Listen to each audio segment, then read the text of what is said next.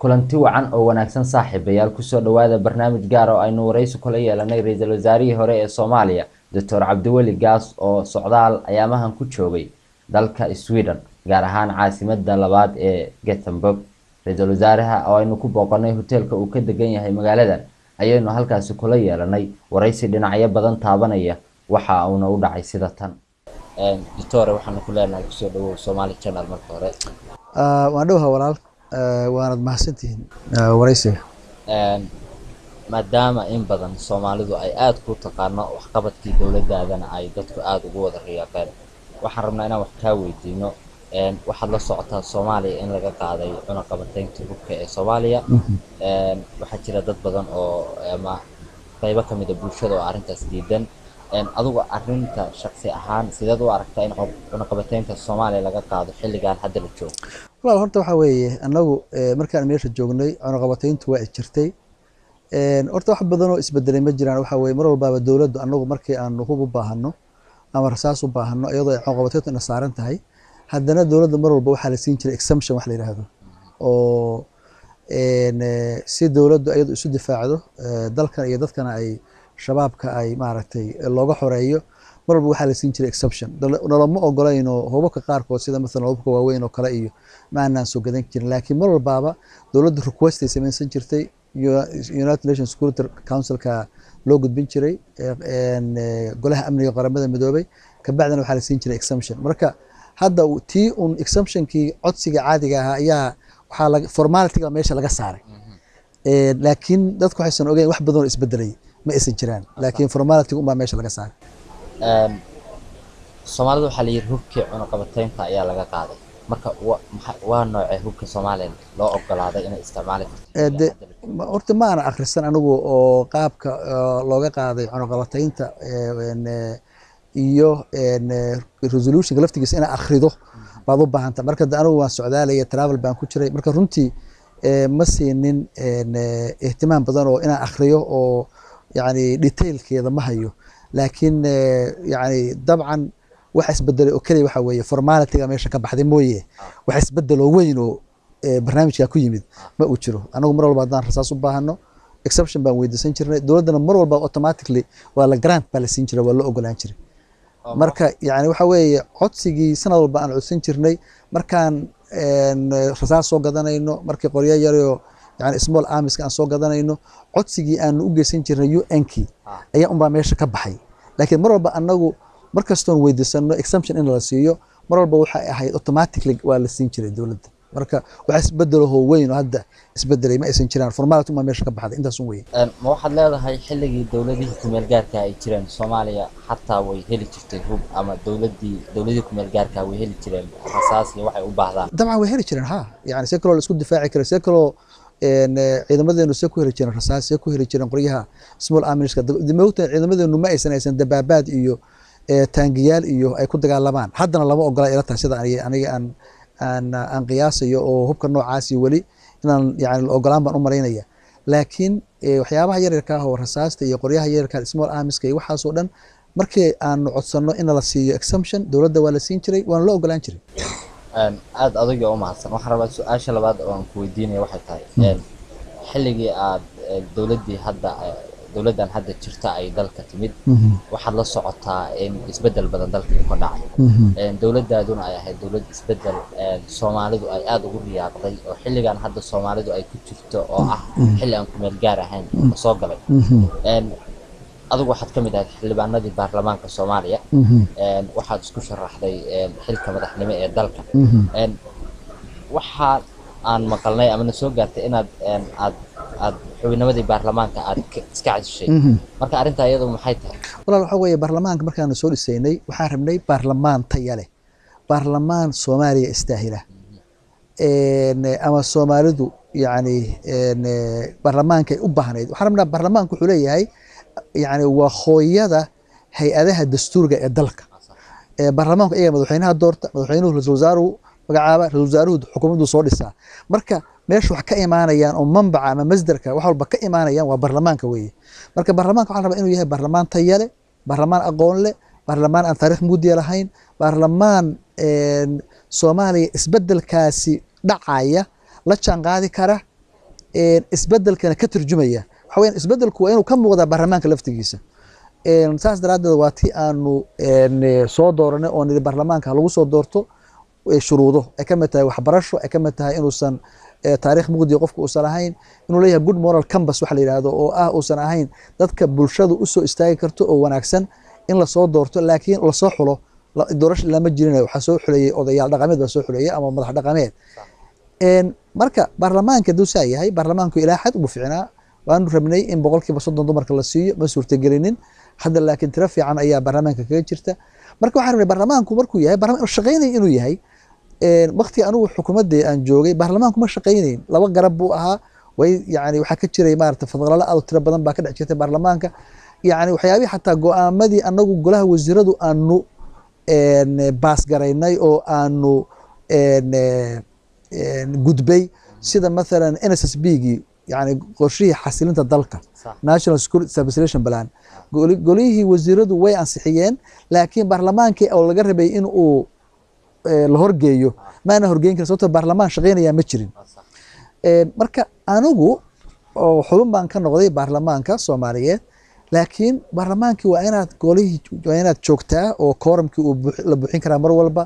waa in aad ka qayb qaadataa oversight responsibility-ga dowladda lala xisaabtamayo waa inaad joogtaa oo aad kalfadhiyadii aad ka qayb qaadataa waa inaad gudiyadii ka mid tahay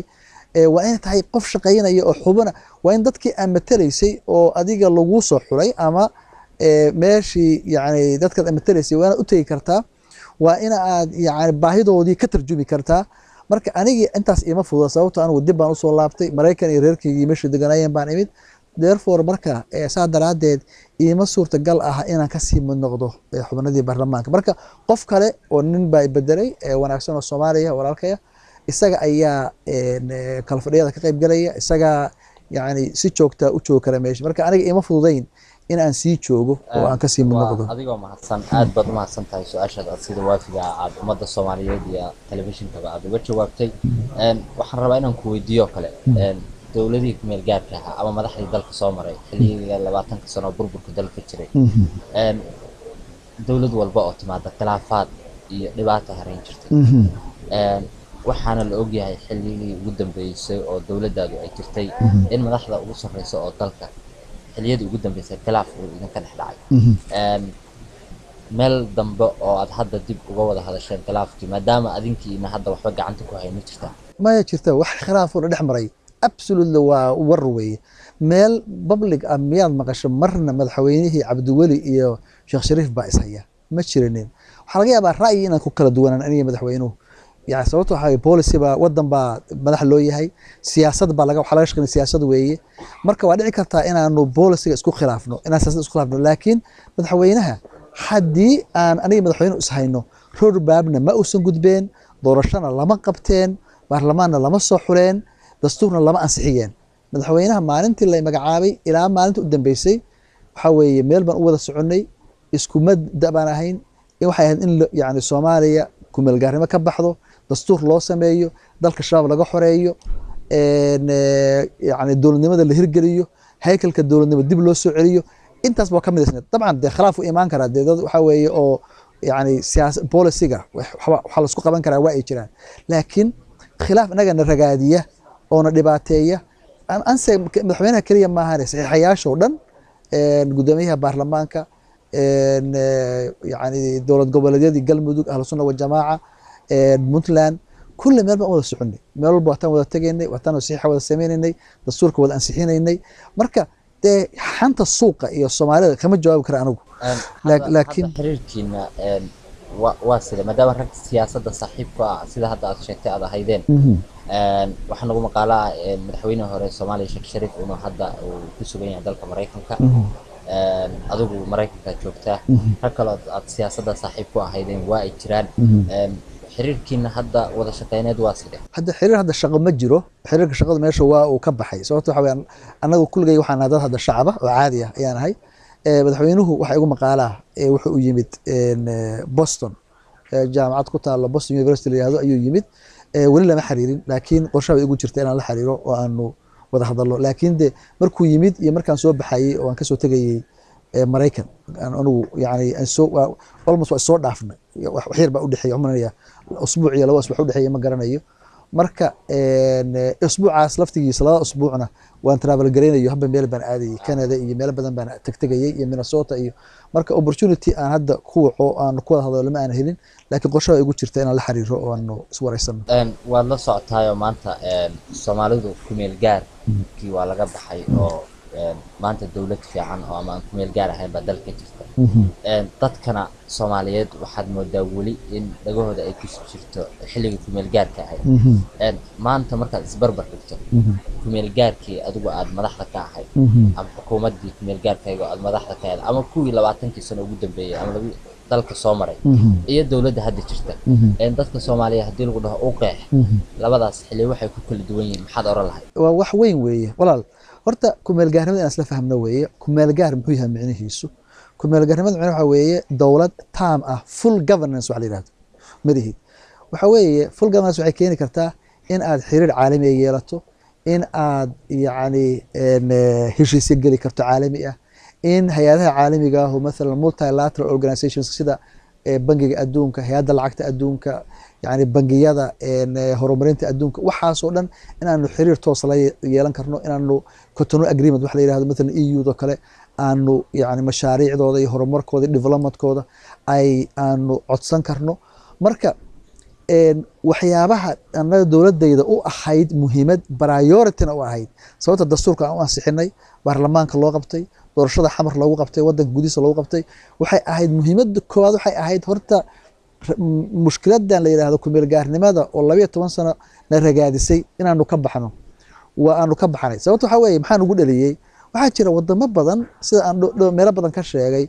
oo Soomaaliya dib soo martay oo kala soo maray waxa kamid ah wadamada la fragile stateska Soomaaliya hadda kamid weeye waxa la yiraahdaa magacooda waxa la yiraahdaa G7+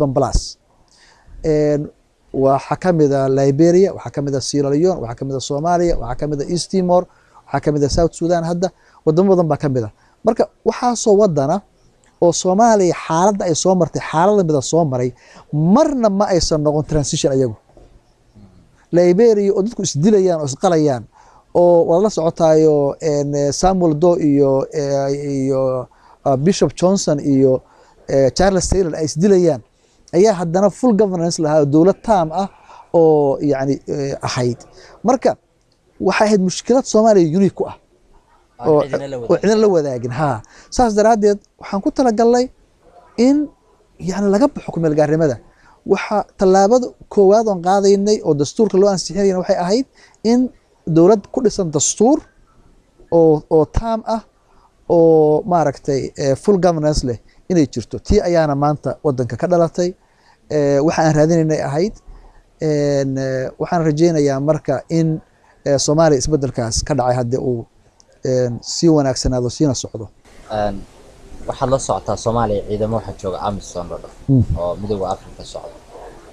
haddana iyadoo ay saas tahay ciidamadaas AMISOM oo jooga Soomaaliya dadka qaarkood dhibaatooyin bay kala kulmaan dadka qaarkood waxay isweydiinayaan horta ay ka amar qaataan ciidamada AMISOM adigu arintaas ayada had noo sheegay AMISOM horta hal ogaano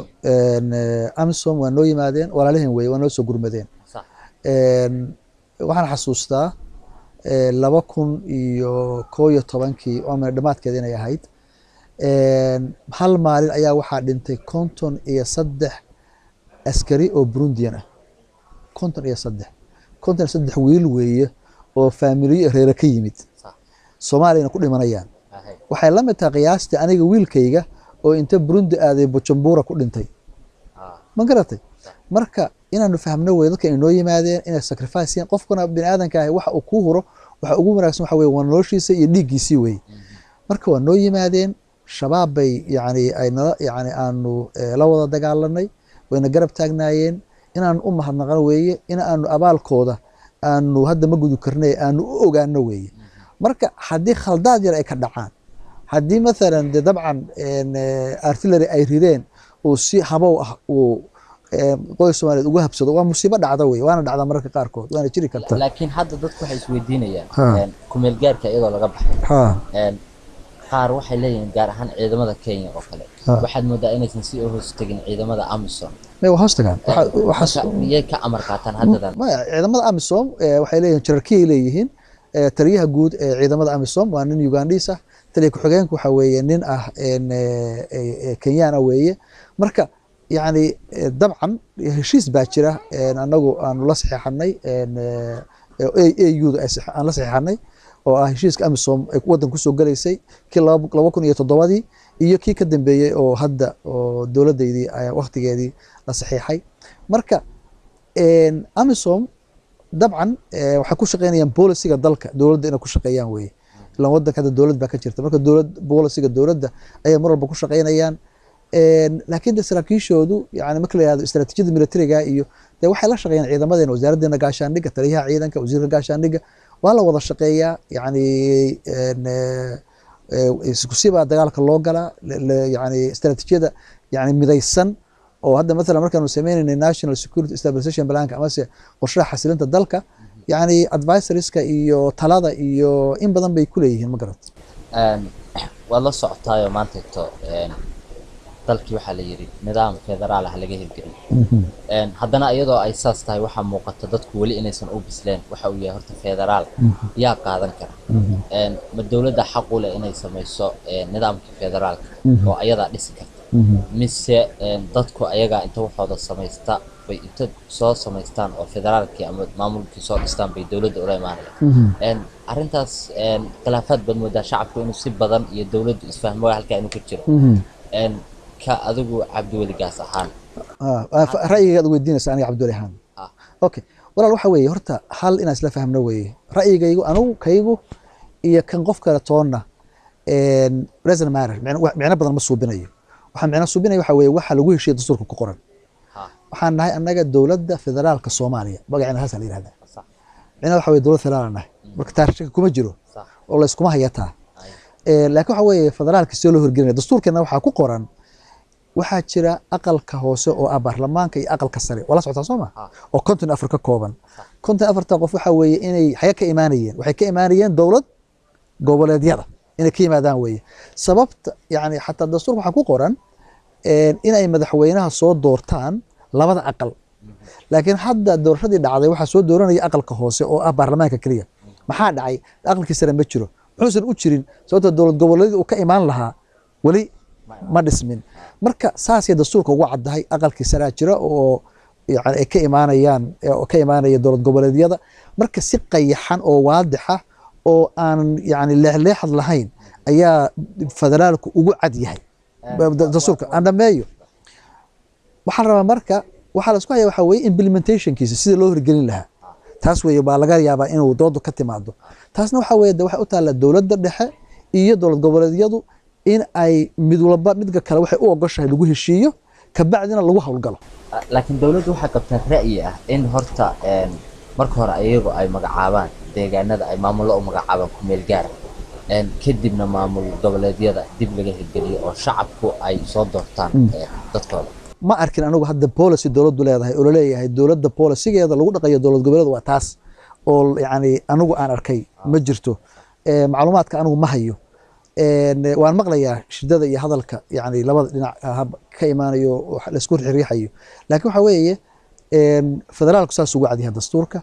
dadkuna ayaga xaq wala inay soo doortaan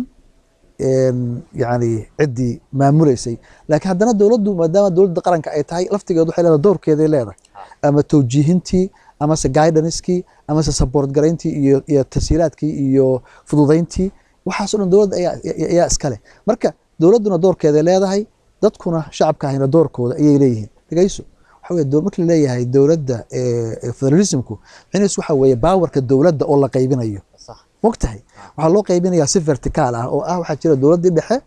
ama dowladda sare loo jira federaalka stateka gobolka iyo localkii waxaa la rabaa xataa federalismku micnihiisu ma aha inuu ku istaagayo maamul goboleed wuxuu tegayaa dowladda hoose wuxuu tegayaa tuulada waxaa la rabaa tuuladu councilkeeda inay leedahay degmadu councilkeeda inay leedahay gobolku inuu leeyahay yani baarlamaankiisii iyo dowladdiisii iyo madaxweynihiisii kabacdina uu ku sii xirmo dowladda dhexe saasay u soconaysaa marka waxa weeye dowladda la qaybsanaya waxaa kaloo la qaybsanayaa mas-uuliyadda baa la qaybsanaya see loo qaybsanaya waxaa lagu qaybsanayaa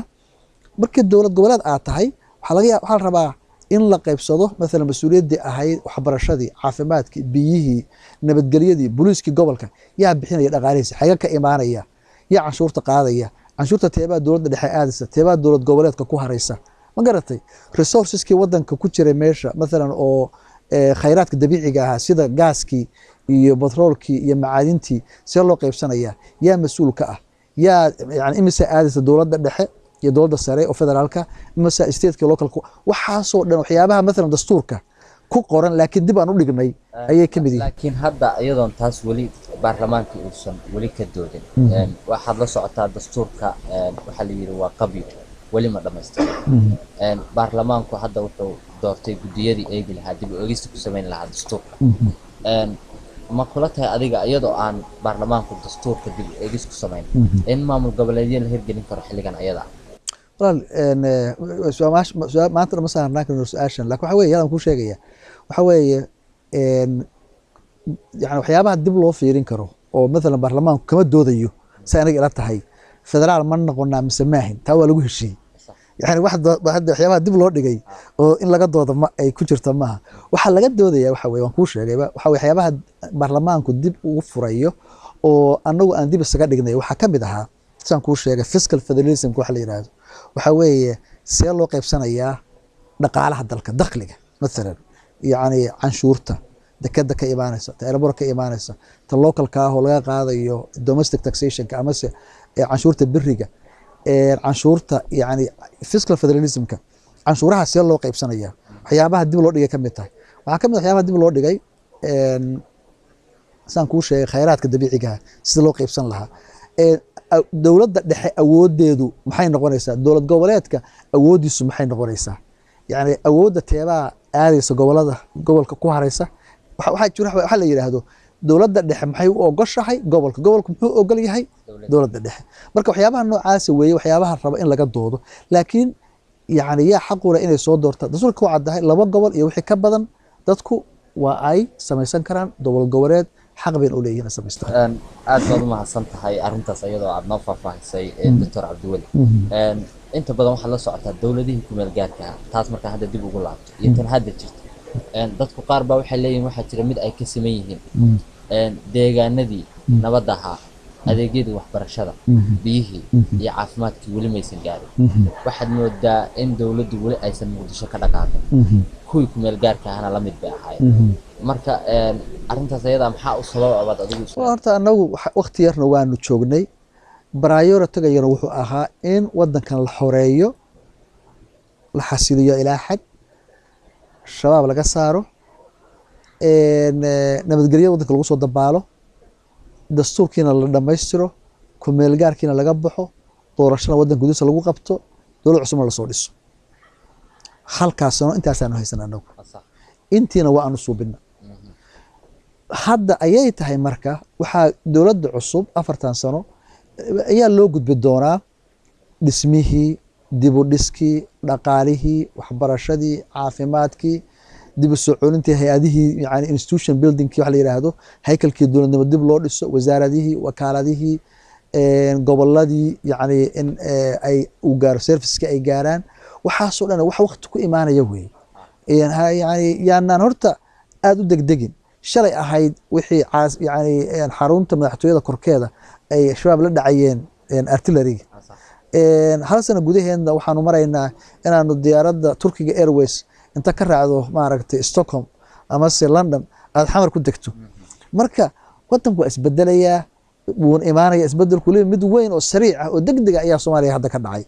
marka inta kale way imaan doontaa hal sugo waqtigeeda dowladdu dhaqaale badan ma jiro saanadu ku ogaa anigu sababtu waxa weeye waxa dakhliga kali ah oo la isku haleyn karo oo dowladdaas ay helayso anigu aan helin wuxuu ahaa xogaga yarka ka soo gala dekada